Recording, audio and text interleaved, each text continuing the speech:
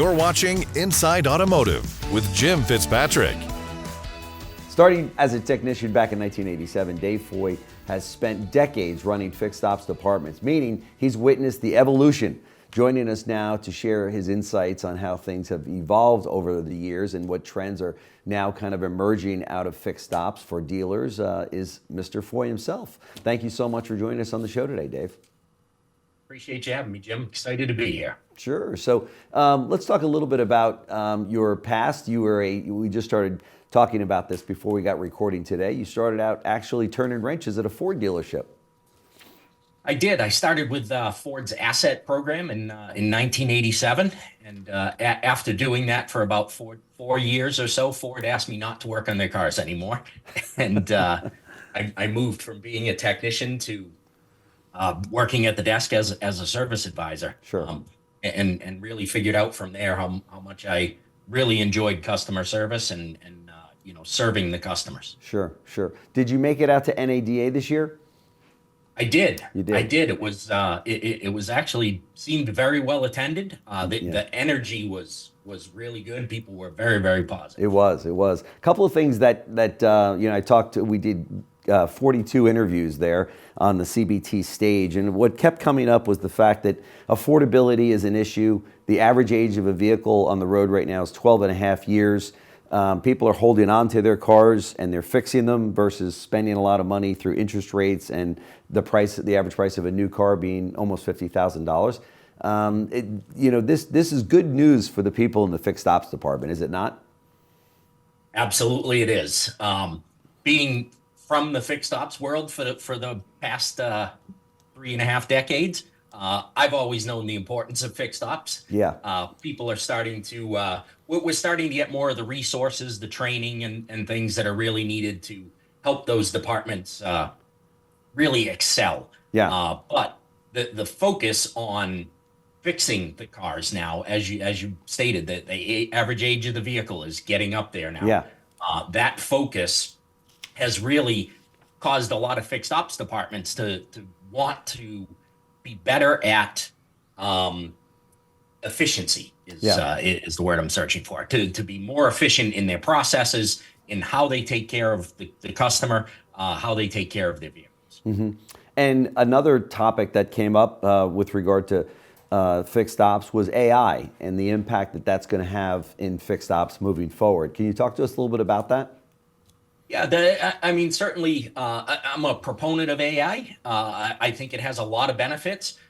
Certainly, it's not going to replace the people within service. AI is not going to fix a car. Right. It's going to help a technician be able to fix a car. It's going to be able to take all that information that's out there and kind of condense it down to make diagnosing maybe a little bit easier. Yeah. And on the advisor side of things, communicating with customers, it'll be a big help there. No question about it. And in terms of setting appointments, right? People want to, if they can, they want to stay on their text and send a message to their dealer and say, hey, when can I get an appointment to bring my vehicle in because it needs X, Y, and Z, or it's ready for a service, and keep it all on the text level, right? Right. That's certainly been a pain point over the years. Sure. is making an appointment. All the systems that are out there, customers typically refer back to calling on the phone because it's been easier. Yeah. Right. But now AI is now enabling that to be a possibility for people to make an appointment without actually having to call the dealership. Sure. That's certainly an evolution that's going to start to free up time and free up resources at the dealership. Yeah, for sure. One dealer said to me, I don't have a problem with getting customers. Our service lane is completely filled every single morning. He said, I have a problem getting people to fix the cars. Obviously, speaking of technicians and the technician shortage that we've seen in the industry in the last 10 years. Is that pretty much standard? Would you agree that that's a standard case out there, that there's really not a huge need for customers as much as there is technicians, that the customers are there wanting to get their car fixed, but they just don't have the technicians needed to handle the traffic flow? Yeah, absolutely. And this has been a building problem, right? This isn't something that just all of a sudden came about. Right. it's absolutely an issue, and we can solve the issue, but we've got to make some changes within the dealerships. Yeah. Right? We've got to provide some more training for our advisors, for our technicians. We've got to maybe review some pay plans, the way technicians are paid, the way they're compensated, and certainly, excuse me, attracting new technicians is really what we need to do. We need to be focused on the youth and other people who are interested in getting into the field, and give them really a reason to come and be part of the automotive industry. Sure. It's taking care of people's families for decades now. Right. That's not going to change. Right. That's right. But there has been the shift in people, the type of work that people wish to do. Right. Right. Working on cars is not going away. Even with EVs and a little less maintenance that's going to be on them, the ICE vehicles aren't going anywhere. The EV market might be 30%, and that'll create some different challenges. But as we talk to youth, that is where we really need to get more people into the dealerships to be working on the cars. We've got to give them a reason to come, show them a career path, show them that they're not necessarily going to be a technician their whole life. Maybe that's not what they want to do. Maybe they want to work up through an advisor, a manager, a director level. Right. Where do you find those people? Where are you telling your clients to go find those candidates that you can talk to make an offer like that to? Yeah, there's a lot of great tech schools that are out there.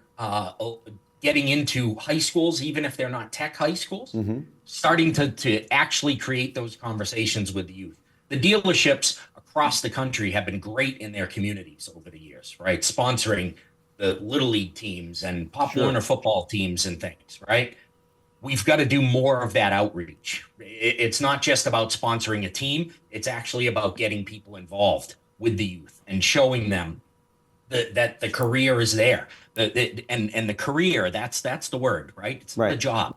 It's a career. In automotive, you can start at the very, very bottom of a dealership and go all the way up to even owning a dealership. That's not out of the realm of possibility in the dealership world. Right. And you can do this with little to no formal education. Sure. Right? You don't need an associate's, a bachelor's, a doctorate degree to get into a dealership and yet still exceed a very, very high level in your career. Do you think the business that we've seen over the course of the last 3 years has kind of hurt this industry in the sense that they say, look, we've got a pile full of appointments for the next month in service.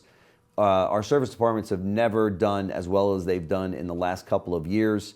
So Dave, I hear what you're saying, but what's the problem? We're setting records that we've never thought we could set before in fixed ops, and you're telling us that we're not doing things right. Have you found that to be the case with some dealers out there?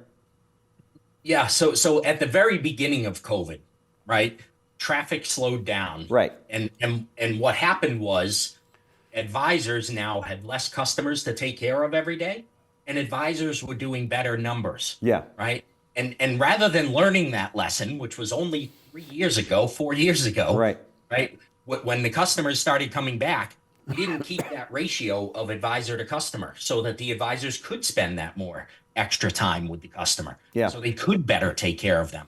And now we get into what we have, as we had in the past, more customers than there are people to be able to take care of them. That's right. And that's so yes, we've made a lot of money in the last few years. Yeah. But that turns around, as it always has. No question. And we need to be prepared to take care of the customers. That's right. That's right. Last question, and I appreciate all the time you've given us today. What's the one thing that you recommend to dealers and fixed ops departments that they need to focus on for the next 10 months in 2024? It's a great question. I'll give you two answers to that. Number one is training their advisors, training their leaders, right? The better leaders that we have, the more people we're going to be able to retain in the dealership. It's not just about retaining customers. It's about retaining our team, right, so that they can better take care of customers through the years. Customers want to see the same person when they come back to the dealership. Right. They want to have the same person work on their car time after time so they can have that relationship. Okay. The second part of that is making sure that when you're trying to hire people, you're thinking a bit outside of the box, right? You don't need an advisor that has been an advisor for 5 or 10 years. You can hire that person who is really great at Starbucks, at your local restaurant, right? The waiter who really takes great care of you. They're a great customer service person. So be willing to, that goes back to the training point, right? So you hire those people out of another industry that already have the skills that you need in customer service, right? And you train them technically to do what you need to do. How long does it take somebody to take a dealership to take somebody out of Starbucks before they ever hit the service lane to write service? What's involved in that time-wise to get somebody up to speed? What's been your experience on that? Yeah, so that's going to kind of vary on the person, but typically, if you have a training program where you can spend 2 weeks with that person before you dump them into the service drive to work on customers, right? Which unfortunately happens a lot in our industry. It's the stand by me training method. Yeah. They get hired and they say, go Shadow stand by guy. Dave. Right. Yep. He's a great guy. He'll teach you how to do everything. And then you wonder why everybody has bad habits. That's right. So if you can take the time to truly train somebody to get them ready to deal with a customer, 2 weeks is all you need. Okay. And you can have an advisor that understands the system, knows how to write repair orders, understands what has to be there, and understands the process, the steps that have to take place. The customer service skill is the biggest thing. If they know how to take care of, they know how to talk to people, they understand people, then the rest is easy. It's just learning the steps and the process of writing repair orders and things. That's right. That's right. Dave Foy, Vice President of Fixed Operations Training at OEM Interactive. We're going to show the information on the screen here as to how to get a hold of Dave if you want to bring him into your dealership. So thank you so much, Dave, for joining us on the show. Very much appreciated. And thank you all for joining us today. Hopefully you got a lot out of this, as I did. And don't forget to watch CBT News now on Roku TV, Apple TV, and Fire TV. So thanks so much for joining us today, Dave. Thank you very much, Jim. It's been a pleasure. Thanks. Thanks for watching Inside Automotive with Jim Fitzpatrick.